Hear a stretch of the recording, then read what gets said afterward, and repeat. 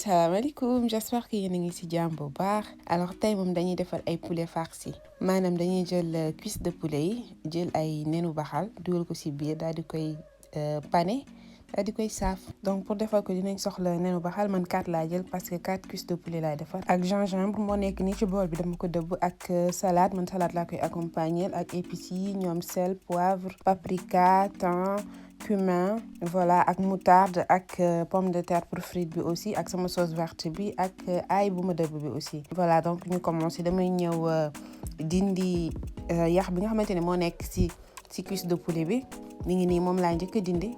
J'avoue que nag c'est un peu compliqué ba pare c'est un peu long pour dindi ko parce que comme booy dagg nii pratiquement ci kaw yax bi moom ngay nekk di dagg loolu moo ci xaw a metti.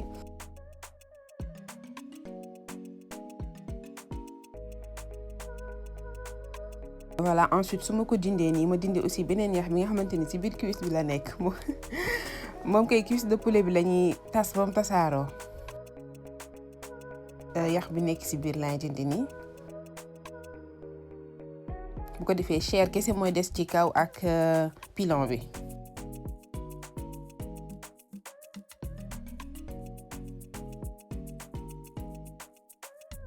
J'ai un peu galéré nag pour dindi ko déjà loolu tax plat bi duma koy bëgg a togg ndax c'est un peu long pour dindi yax yeeg yooyu mais nag su paree rek nga fàtte sa effort yi nga ci def yëpp cuisse de poulet bi nen bi ci biir noonu lu ne la.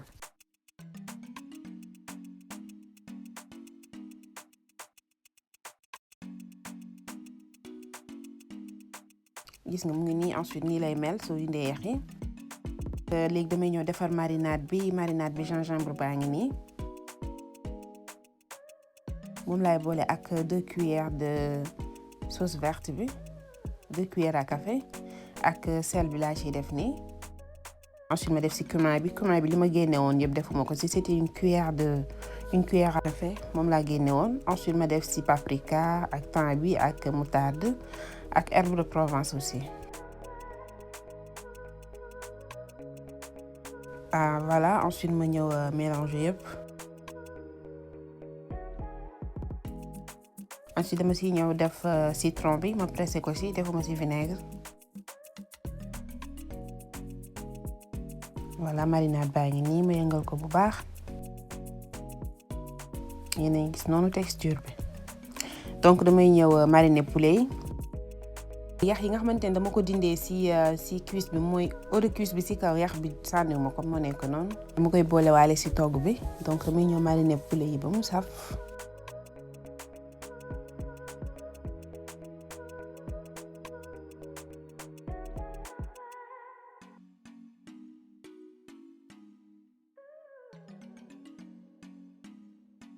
su ma ko mariner nii nag ba mu pare ci laa ciy doog a ñëw dugal nen yi gis nga dama ci dolliwaat tuuti sel pour mu gën a saf.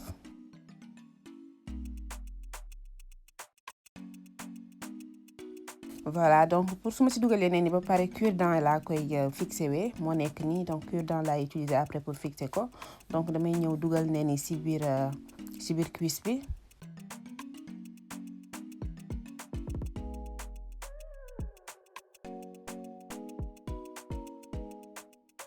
donc chair yi nga xamante ne ñoo nekk ci côté yi moom yëpp comme genre yu ndaw yi nii ma téye nii moom ngay boole waale fixé ko ci biir comme ça après du am benn muy déborder après da ngay am forme cuisse bu rafet.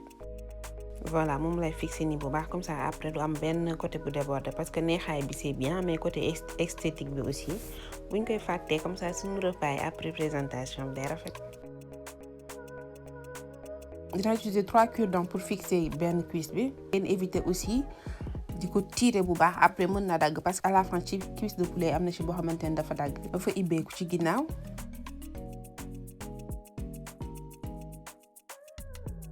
ko ma jàll ci yeneen yi ma faax ci yeneen cuisse yëpp. en plus bu ngeen amee ay cuisse yu mag muy gën a pratique ci ngay gën a am espace pour dugal nen bi parce que aussi bu tombee tam nga am ay nen yu mag aussi day xaw compliqué loolu mooy waral si boo koy farci nii mën na dagg ci ginnaaw cuisse bi. donc su ma paree mu ñëw def yëpp ci sama cin bi nga xamante ni ci laa koy muusalee daal di dagg citron bi ma pressé noonu zeste beeg pot bi yooyu yëpp mu boole ko ci pour mu gën saf marinade bi. après ma jàll ci defar sama mayonnaise bi defaroon naa ko ba pare donc dama ci ñëw def juste maïs doux ak petit pois. wanoon naa leen ni may defaree sama mayonnaise bi ngeen gis lien vidéo bi à côté pour seetaan mu ko defaree.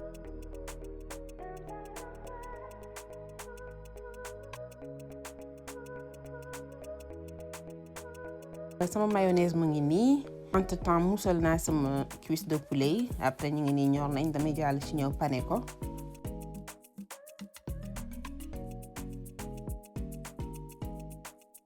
pour pané ko dama jël 2 œufs ma def ci tuuti sel ak poivre ak farine bi dama ci def paprika ak poivre ak mburu bu wow laa dëbb nii moo nekk nii à côté moom laa utiliser comme chapelure. donc dama koy jàllale ci farine bi ba pare ba ndox bi génn yooyu ba mu sekk bu baax. ensuite ma doo ko def ci biir nen yi trempé ko ci bu baax ensuite ma jaarale ko ci chapelure bi pain bi ma dëbb nii. def ko ci aussi ba yëpp daj bu baax voilà mu ngi nii lay mel après donc damay jàll ci yeneen yi koy jaarale ci farine bi ba ndox bi deñ bu baax ba sekk.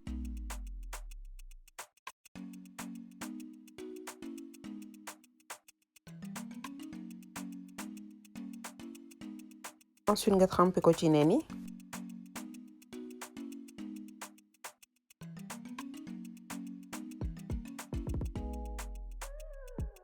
après nga def ko ci chapelure bi couvrir ko bu baax mu bañ a am ay trou.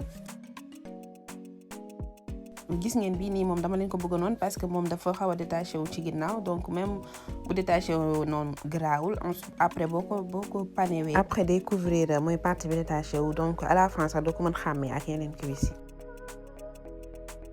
voilà pare naa ci pané bi donc damay jàll ci saaf frite ba pare doog a saaf cuisse de poulet yi pour bañ chapelure bi des ci huile bi taq ci frite yi. donc damay ñëw dugal cuisse de poulet yi saaf leen bu doorewee rek mën nga ko génne jarul nga koy bàyyi bu mu kii donc danga koy bàyyi ba benn côté bi dooree bi noonu nga après ñëw tourner ko daal di saaf beneen côté bi. instant ni couleur bi nii moom ça va dama koy ñëw génne daal di koy teg ci papier absorbant pour diwlin bi dañ. après ma saaf yeneen 2 cuisses yi.